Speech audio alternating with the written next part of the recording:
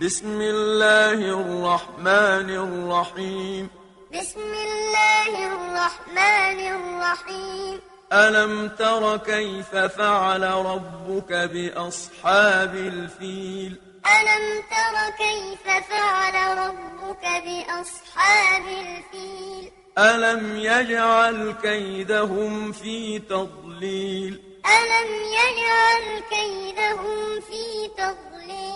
وأرسل عليهم طيرا أبابيل وأرسل عليهم طيرا أبابيل ترميهم بحجارة من سجيل ترميهم بحجارة من سجيل فجعلهم كعصف مأكول فجعلهم